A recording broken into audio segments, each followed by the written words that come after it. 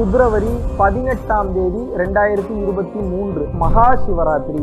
இந்த அற்புதமான நாளை தவற விட்டு விடாமல் நீங்கள் பயணம் செய்யும் போது உங்கள் வாழ்க்கைக்குண்டான அனைத்து அருளாசிகளையும் பெற்று உங்களது கஷ்டங்கள் விலகி உங்களது புண்ணிய ஸ்தலங்களுக்கு உண்டான புண்ணிய வாழ்க்கைக்கு உண்டான அந்த கதவுகள் திறக்கப்படும் என்பதும் எல்லளவு மையமில்லை. ஆன்லைன் ஜூம்ல விருப்பமுள்ள நபர்கள் மிகவும் விரைவாக முன்பதிவு செய்து கொள்ளுங்கள்.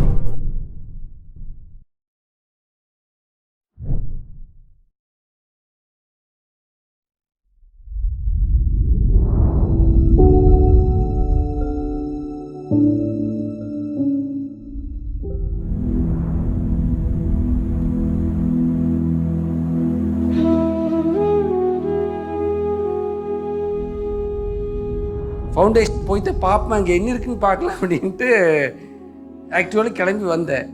ஒரு 10 கிலோமீட்டர் தான் வந்திருப்பேன். ஷோல்டர் பெயின் பயங்கர பெயின், செம்மையான பெயினுங்க. அதாவது சரி திரும்பிடலாமா அப்படின்னு நினைக்கிற போது அவன் சொன்னது ஞாபகம் வந்துச்சு.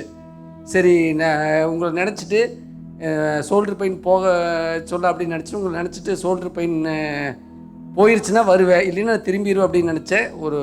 ஒரு நிமிஷத்தில் ஷோல்டர் பெயின் போயிடுச்சு. திரும்பி வர வரைக்கும் ஷோல்டர் பெயின் இல்லை. குருவே சரணம். அனைவருக்கும் வணக்கம். அவர் இப்படி நினச்சிட்டா என்னங்க பண்ணுறது, அவங்க இப்படி நினச்சிட்டா என்னங்க பண்ணுறது, ஐயோ அவர் ஏதாவது என்னை நினச்சிருவாருங்க இப்படின்ற இந்த கேள்விதான் உங்களது நிம்மதியை கெடுக்கிறது, தூங்க விடாமல் தடிக்கிறது. மான மரியாதைக்கு முக்கியத்துவம் கொடுத்தே பாதி பேர் நிம்மதி இழந்துடுறீங்க. தயவு செய்து ஒரு விஷயத்தை இன்றைக்கி நல்லா உங்கள் மைண்டில் பதிய வச்சுக்கோங்க. ஊர் வாயை அடக்க முடியாது, புரிஞ்சுக்கோங்க. உங்களை பெத்த அம்மாவாகவும் அப்பாவாகவும் இருந்தாலுமே உங்களது செயலை பற்றி நீங்கள் வெளியே சென்றால் டிஸ்கஸ் பண்ண தான் செய்வாங்க. தப்பாகவும் பேசலாம், பாசிட்டிவாகவும் பேசலாம். ஏன், அது மனிதனுடைய மனம், அது அப்படித்தான் செயல்படும். இதுக்கு போய் நீங்கள் உட்காந்து யோசிச்சுட்டு இருக்காங்க. உங்களுக்கு மார்க்கு போட போகிறது இறைவன் தான் போட போகிறார். நல்லவனா கெட்டவனா, நம்ம நல்லதுன்னு நினச்சது கெட்டதாக இருக்கலாம், சில நேரத்தில் நம்ம கெட்டதுன்னு நினச்சது நல்லதாக இருக்கலாம், அதுக்கு பெஸ்ட்டு மார்க் கொடுக்கலாம். நம்ம பாதை இப்போதைக்கு பயணம் பண்ணுறது தான். எண்டை பற்றி இப்போ யோசிக்காதீங்க. இப்போ நீங்கள் எதை பண்ணணும், தர்மத்தின் பாதையில் செல்ல வேண்டும், உயிர்களை காயப்படுத்தாமல் வாழ வேண்டும், கருணை அன்போடு வாழ வேண்டும். இதை புரிஞ்சு நீங்கள் நடக்கும்போதே உங்கள் வாழ்க்கை கொஞ்சம் கொஞ்சமாக மாறும். பட் டைம் எடுக்கும். ஏன்னா அவ்வளோ பாவம் பண்ணியிருக்கலாம், கொஞ்சம் கொஞ்சமாக தானே மாறும். உடனே நீங்கள் டைம் கொடுக்காமல் எல்லாத்தையும் மாற்றணும்னு நினச்சா எப்படி மாறும்? இதுலேயும் நீங்கள் இப்போ மெயினாக உணர வேண்டியது என்னவென்று நீங்கள் கேட்டீர்கள் என்றால், இப்போது அடுத்தவனுடைய பற்றின சிந்தனை உங்களுக்கு ரொம்ப ரொம்ப அடுத்தவனை பற்றி நினைக்கணும். எப்படி அந்த உயிருக்கு என்ன ஆகும், இந்த உயிர் கஷ்டப்படும் அப்படி தான் நினைக்கணும். அவன் என்னை பற்றி என்ன நினச்சிருவான், அவன் என்னை பற்றி என்ன நினச்சிருவான் நினைக்கும் போது உங்களது மன நிம்மதியை நீங்கள் இழக்கின்றீர்கள். தயவு செஞ்சு புரிஞ்சுக்கோங்க. இதோட எண்டு என்ன, அதை மாற்ற முடியாது. அந்த 4 பேர் 4 விதமாக பேசுவான்னு சொல்கிறாங்கல்ல, அந்த 4 பேர் யாருன்னு நினைக்கிறீங்க? எந்த 4 பேரை பார்த்தாலும் அதுதான் அந்த 4 பேர். நிச்சயமாக அவர்கள் விருப்பத்திற்கு அவர்கள் பேசத்தான் செய்வார்கள். இப்போ நான் பேசிகிட்டு இருக்கேன், எத்தனையோ பேர் பார்த்தீங்கன்னா என்னை கடவுள்ன்றீங்க, என்ன குருன்றீங்க, என்ன ஆசான்றீங்க, வழிகாட்டின்றீங்க, அப்படின்றீங்க, என்னென்னமோ சொல்கிறீங்க. என்னை பொறுத்த வரைக்கும் நான் ஒரு பிச்சைக்காரன். அந்த தன்மையில் நான் இருக்கிறனால தான் என்னை நான் ஸ்டெபிளைஸ்டாக வச்சுருக்க முடியுது. இதுக்கப்புறம் எந்த புகழ்ச்சியும் என் காதுக்குள்ளே போகாது. ரசிப்பேன், ஆனால் அது நான் ரசிக்க மாட்டேன். அந்த சம்பவத்தை ஒரு படமாக பார்த்தா அது எப்படி ரசிப்பனோ அப்படி ரசிச்சுட்டு விட்டுரும். ஒரு தேர்ட் பர்சன் பெர்ஸ்பெக்டிவில் பார்ப்பேன். அது நான் தான்ற தன்மையை எடுத்துக்கிறது இல்லை. படம் பார்க்குற மாதிரி தான் பார்ப்பேன். நீங்கள் என்னை பற்றி பேசினாலும் ஒரு தேர்ட் பர்சன் பெர்ஸ்பெக்டிவில் பார்த்துட்டு அந்த சீனை ரசிச்சுட்டு விட்டுருவேன். ஒரு சராசரி மனிதன் கொஞ்சம் கொஞ்சமாக பயிற்சி நிலையை கற்றுக்கிட்டு ஒரு 100 பேருக்கு தீட்சை கொடுக்கும்போது அவங்க உச்சகட்ட நிலையை, பேரானந்த நிலையை அடைகிறாங்க, கான்சியஸாக இருக்காங்க, தன்னை மறந்த நிலைக்கு போகிறாங்க. அப்படின்னும் போது மகாவிஷ்ணு இதை பண்ணிட்டாருன்னு ரசிக்க மாட்டேன். இப்படி ஒரு படம் பார்த்தா அவன் பண்ணா எப்படி இருக்குன்னு பார்த்து ரசித்து விட்றேன். ஏன்னா அந்த நேரத்தில் எனக்கு ஒரு இன்பம் தேவை. அது நான் அப்படின்னு நினச்சேன்னா அது எனக்கு கர்மா. அது நான் நினைக்க ஒரு தேர்ட் பர்சன் பெர்ஸ்பெக்டிவில் ரசிச்சுட்டு விட்டுருவேன். இதே போல தான் எவனோ ஒருத்தனை திட்டுனாலும் அது ஒரு தேர்ட் பர்சன் பெர்ஸ்பெக்டிவில் எவனோ யாரையோ திட்டுறான், இதுக்கு நமக்கு சம்மந்தம் இல்லைன்னு சொல்லிட்டு ஃப்ரீயாக விட்டுருவேன். இது நான் நினச்சேன்னா எனக்கு வலிக்கும். இதில் நீங்கள் என்ன நோட்டீஸ் பண்ணணும்னா 2 விஷயத்தை நோட்டீஸ் பண்ணணும். ஒருத்தன் பண்ணக்கூடிய விமர்சனம் உங்களை திருத்திக் கொள்வதற்காகவும் இருக்கலாம். அது சரியான விமர்சனமாக இருந்தால் நீங்கள் உங்களை மாற்றிக்கணும். அது தப்பான விமர்சனமாக இருக்கும், உங்களை பற்றி தெரிஞ்சுக்காமல் பேசுகிறாங்க அப்படின்னா அதுக்கு நீங்கள் பதில் கொடுக்கணுன்ற அவசியம் கூட கிடையாது. பயணம் பண்ணிட்டு போயிட்டே இருக்கலாம். இப்போ நீங்கள் இப்படின்றீங்க, கடவுள்ன்றீங்க, அப்படின்றீங்க, இப்படின்றீங்க.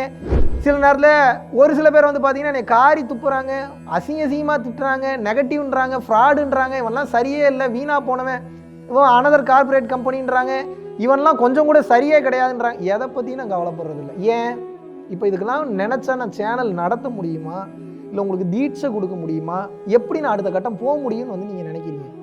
மக்களுக்கு ஒரு இம்ப்ரெஷன் தேவைப்படுது. இம்ப்ரெஷனை ஏதோ ஒன்று காட்டணும்னு நினைக்கிறான். ஒரு அட்ராக்ஷன் தேவைப்படுது. அந்த அட்ராக்ஷன்றது எப்போ பார்த்தாலும் வந்து பார்த்தீங்கன்னா ஸ்டீவன் ஸ்பீல்பர்க் மாதிரி, ஜேம்ஸ் கேமரூன் மாதிரி, எஸ்.எஸ். ராஜ்மௌலி மாதிரி, இந்த டைரக்டர் சங்கர் மாதிரியான படங்களை பார்த்தவங்கள நான் லோ குவாலிட்டி கேமராவில் இருக்கிறதுல நானே சோகமாக உட்காந்து பேசிகிட்டு இருந்தேன்னா உங்களை வந்து நல்ல விஷயத்து பக்கம் கூட ஈர்க்க முடியல. இப்போ உங்களை நான் நல்ல விஷயத்து பக்கம் ஈர்க்கணுன்னாவே நான் உங்களுக்கு ஸ்டைலிஷாக பேசணும், உங்களுக்கு பிடிச்ச மாதிரி பேசணும், நகைச்சுவையாக பேசணும், அர்த்தத்தோட பேசணும், கண்டென்ட்டோட பேசணும், விஷுவல் நல்லா இருக்கணும், எடிட்டிங் நல்லா இருக்கணும், பிஜிஎம் நல்லா இருக்கணும். இதெல்லாம் போட்டால் தான் கேட்குறீங்க. இல்லைன்னா எப்படி கேட்பீங்க? நீங்கள் கேட்பீங்க, லட்சத்தில் ஒரு சில பேர் கேட்பீங்க. நான் முக்காவாசி மனிதர்களை இந்த உலக மயக்கத்தில் இருக்கிறவங்களே நான் இதிலேருந்து நான் வந்து அடுத்த கட்டம் கொண்டு போகணுன்னு வந்து நான் நினைக்கிறேன். முடிஞ்ச அளவுக்கு நிறைய பேரை என் கூடயே சேர்ந்து கூட்டிகிட்டு போகணும்னு நினைக்கிறேன். அப்போ நான் என்ன நினைப்பேன், நீங்கள் எதில் வந்து அடிக்ட் ஆகிருக்கீங்களோ, நீங்கள் வந்து எதில் உலக மயக்கத்தில் இருக்கீங்களோ அதை சார்ந்தே உங்களுக்கு பிடிச்ச மாதிரியே அந்த நன்மையை கொண்டு போகணும்னு நினைக்கிறேன். அப்போ அதுக்கு எனக்கு விமர்சனங்கள் வரத்தான் செய்யும். ஸ்டைலிஷாக கண்ணாடி போடுறாரும்பிங்க, ஃப்ளைட்டில் போகிறாரும்பிங்க, அதை பண்ணுறாரும்பிங்க, இதை பண்ணுறாரும்பிங்க, என்ன வேணாலும் நடக்கலாம்ல. நான் ஃப்ளைட்டில் படுத்துக்கிட்டு நான் எதையுமே நினைக்காம இருந்தால் உங்களுக்கு எப்படி தெரியும்? நான் வந்து பார்த்தீங்கன்னா ஸ்பெக்ஸு போட்டிருக்கிறேன். ஒரு எக்ஸாம்பிளுக்கு வந்து நான் சொல்கிறேன், நான் ஸ்பெக்ஸை போட்டுக்கிட்டு இந்த ஸ்பெக்ஸு போடுறதுக்கு வேறு ஆற்றல் ரீதியான சம்மந்தமாக இருந்தால் என்ன பண்ணுவீங்க? சில நேரத்தில் ஆற்றல் ரீதியான சம்மந்தத்துக்காக ஸ்பெக்ஸ் போடுவேன், சில நேரத்தில் ஸ்டைலுக்காகவே போடுவேன், சில நேரத்தில் வேறு ஏதாவது ஒரு காரணங்களுக்காக போடுவேன், சில நேரத்தில் ஸ்பெக்ஸே போட மாட்டேன். எப்படி உங்களால் கணிக்க முடியும்? அப்போ என்னன்னா, என்ன வேணாலும் காரணமாக இருக்கலாம் ஒருத்தனுக்கு. நீங்கள் ஜட்ஜ்மெண்ட்டே பண்ண முடியாது. எப்படி நீங்கள் ஜட்ஜ்மெண்ட்டுக்குள்ளே வருவீங்க? என்ன மட்டும் இல்லை, யாரையுமே ஜட்ஜ்மெண்ட் பண்ண முடியாது. நீங்கள் ஒருத்தர் இப்படித்தான் நீங்கள் வந்து குறை சொல்லவே முடியாது. அப்படி இருக்கும்போது நீங்கள் செய்யக்கூடிய செயலை புரிந்து கொள்ளாமல் நிறைய பேர் தப்பாக பேசலாம். இது நடந்து கொண்டு தான் இருக்கிறது. இதுக்கு நீங்கள் உட்கார்ந்து நீங்கள் ஃபீல் பண்ணீங்கன்னா நீங்கள் நினைத்த அந்த இலக்கை அடைய முடியாது. நீங்கள் உங்கள் பாதையில் பயணம் பண்ணிட்டு போயிட்டே இருங்க. எத்தனையோ பேர் காரி துப்புனவங்க என்னை ஆரம்ப காலகட்டத்தில் சொல்கிறேன், நான் விளங்கவே மாட்டேன், உருப்படவே மாட்டேன், உனக்கெல்லாம் எதுவுமே வராது, உன்னோட எண்ணம் சரியில்லை, உன்னோட பேச்சு சரியில்லைன்றவங்களாம் இன்றைக்கி நீ சொல்கிறது தான் சரி, நாங்கள் தான் தப்பான வாழ்க்கை வாழ்ந்துட்டோம், நாங்கள் இனிமேல் உங்கள் பாதையில் வரோம். நிறைய பேர் போய் தான் சொல்கிறாங்க, இப்பயும் போய் தான் சொல்கிறாங்க, என் கூட வரணும், கூட ட்ராவல் பண்ணணும்னு நினைக்கிறாங்க. இறைவன் அதுக்குண்டான சரியான சூழ்நிலையை வந்து கொடுக்குறது. நான் கருணையோடு இருக்குன்னு நினச்சாலும் நேரம் காலம் ஒத்துக்கிறது இல்லைன்னு வச்சுக்கோங்க. இன்றைக்கி ஒரு சில பேர் அப்படி தான் வந்து மாற்றி பேசுகிறாங்க, ஆனால் அதே பொய்யோடு தான் பேசுகிறாங்க. ஆனால் இன்றைக்கி நம்மளை ஏற்றுக்கிறாங்கன்ற தன்மைக்கு வந்துட்டாங்கல்ல. இதுக்கு எல்லாருமே வந்து உபதேசம் பண்ணணுன்ற அவசியம் இல்லை. கருணையோடு இருந்தால் எல்லாம் தானாக நடக்கும்.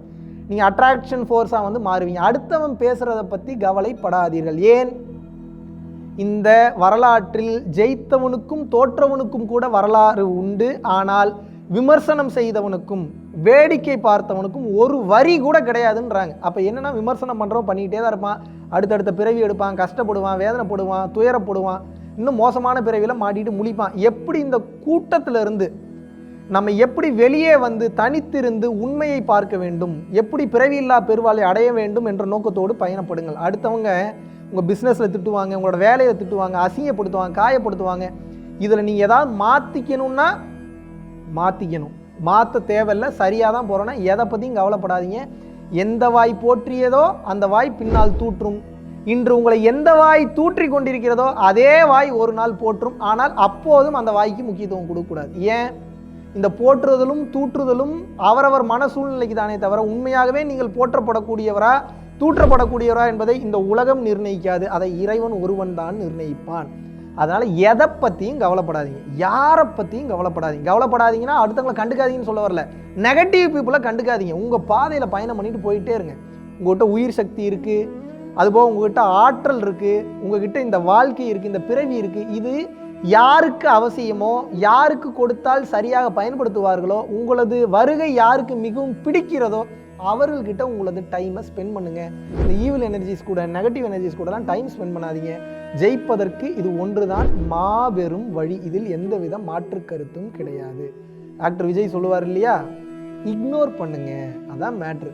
தேவையில்லாத விஷயத்தை கடந்து வாங்க, அதை கவனிக்காதீங்க. உங்களுக்கு இறைவன் என்ன மார்க் வேணுமோ அதை போட்டுக்கிட்டே இருப்பார். அடுத்தவனை பற்றி நீங்கள் முதல்ல குறை சொல்லாதீங்க, அதே மாதிரி உங்களை குறை சொல்கிறவன் நீங்கள் கண்டுக்காதீங்க. அந்த குறை சரியான குறையாக இருந்தால் திருத்திக் கொள்ளுங்கள், அப்படி இல்லை என்றால் வாட் நெக்ஸ்ட்னு ட்ராவல் பண்ணி போயிட்டே இருங்க. அவனால் நமக்கு ஒரு பலனும் கிடையாது. பேசுகிறவன் பேசிக்கிட்டு தான் இருப்பான்.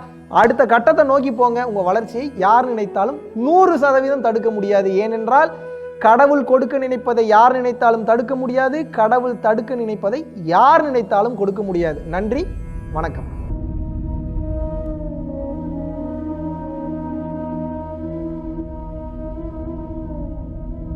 பரம்பொருளின் கருணையினால உங்களுடைய இடைவிடாத அன்னதானத்திற்கு நீங்கள் அனுப்பப்பட்ட பணத்தின் மூலியமாக பல லட்சம் உயிர்களுக்கு இது நாள் வரைக்கும் வந்து சாப்பாடு கொடுத்துருக்கோம்.